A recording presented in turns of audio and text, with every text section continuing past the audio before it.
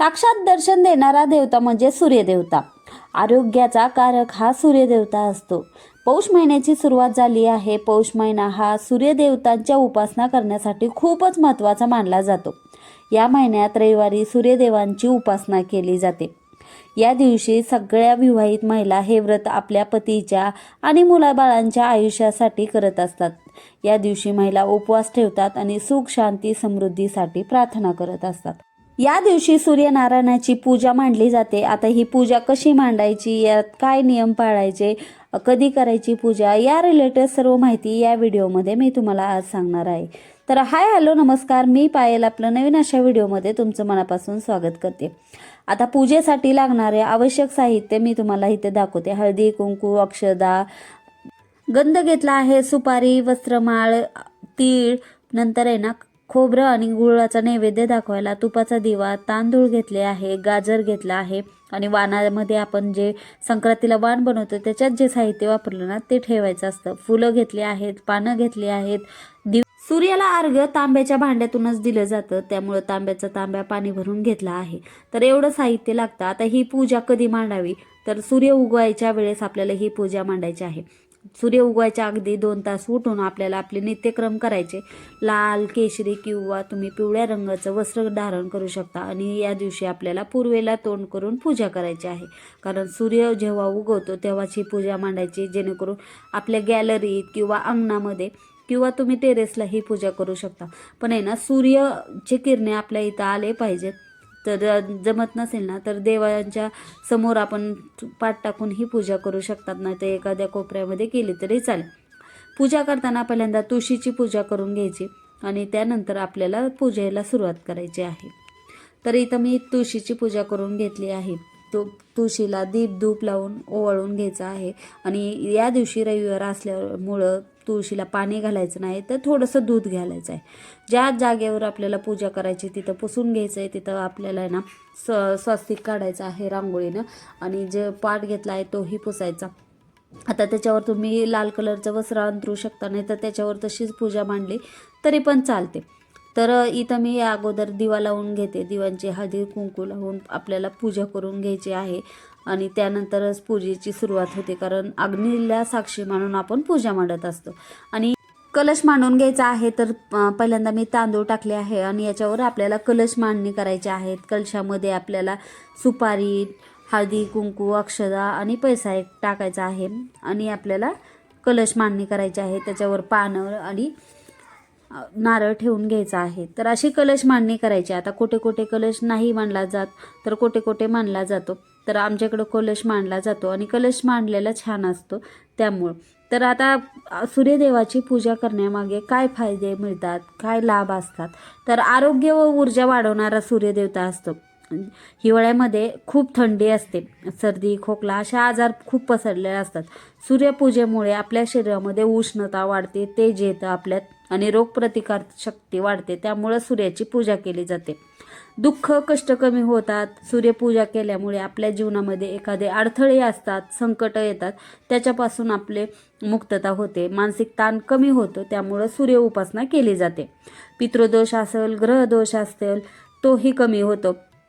सूर्याला अर्घ्य दिल्यामुळे आपल्या कुंडलीत जे दोष लागलेले असतात ते कमी होतात. आपल्याला शांती लाभते, धन, समृद्धी, यश मिळते. नोकरी व्यवसायामध्ये किंवा शिक्षणामध्ये आपल्याला खूप अडथळे येतात, तर ते कामे मार्गी लागण्याचं काम सूर्य उपासनेमुळे होते. आपल्या आत्मविश्वास वाढवण्यासाठी, आपल्यामध्ये तेज वाढवण्यासाठी सूर्य हा आत्मबल व तेजाचं कारक असल्यामुळे आपल्यात खूप सकारात्मक बदल होतात.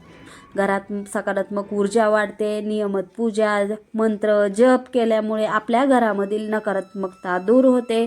सुख, शांती आपल्या घरामध्ये नांदते आणि पुण्यप्राप्ती होते आपल्याला सूर्यपूजनामुळे. आणि या दिवशी आपल्याला दानधर्म करायचा. आता कलश मांडल्यानंतर आपल्याला आहे ना गणपती बाप्पांची पूजा करायची आहे. पानावर आपल्याला सुपारीच्या रूपात गणपती बाप्पा ठेवायचे आहेत. तर त्यांना हळदी कुंकू अक्षदा वाहून त्यांची पूजा करायची आहे.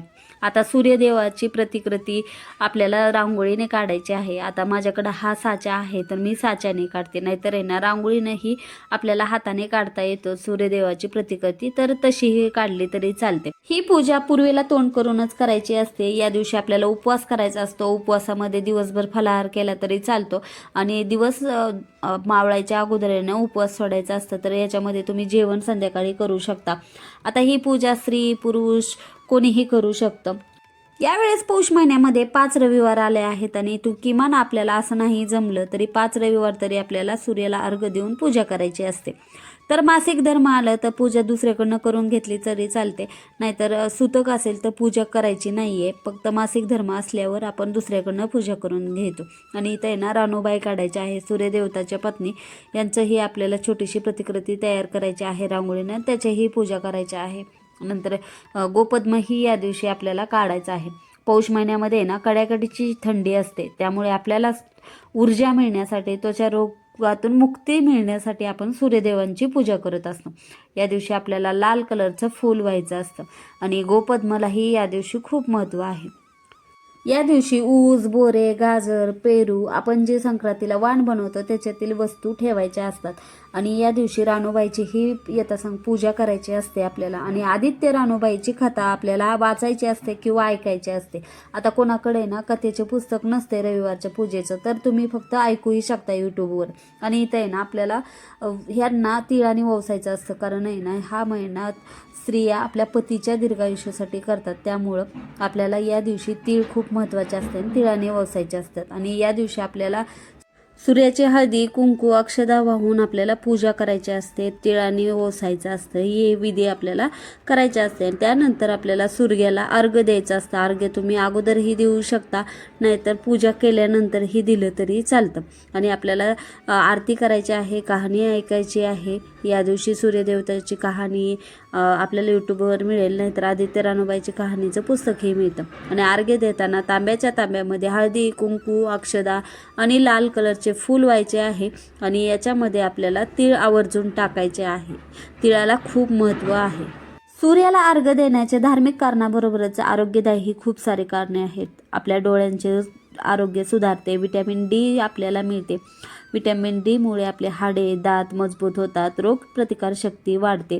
नियमित अर्घ्य दिल्याने शरीरातील प्रतिकारशक्ती सुधारते, आपली मानसिक तणाव कमी होते, आपल्याला मन शांती लाभते, नैराश्य आणि चिंता कमी होते, आपले रक्ताभिसरण सुधारते. सूर्यप्रकाशामुळे रक्तप्रवाह सुरळीत होतो, थकवा कमी जाणतो, आपल्याला पचनशक्ती वाढते, लवकर उठण्याची आपल्याला सवय लागल्यामुळे आपले मन शरीर दोन्ही तंदुरुस्त राहते. तर यामुळे एवढे सारे फायदे होतात. तर रोज नाही जमलं तरी पौष महिन्यातील रविवारी एखादे साहित्य कमी असेल तरी या पूजेमध्ये चालतं. आणि अशी साधी सोपी पूजा कशी करायची हे मी तुम्हाला दाखवलं आहे. तर व्हिडिओ कसा वाटला नक्की कमेंट करून सांगा. आवडला तर लाईक करा, शेअर करा.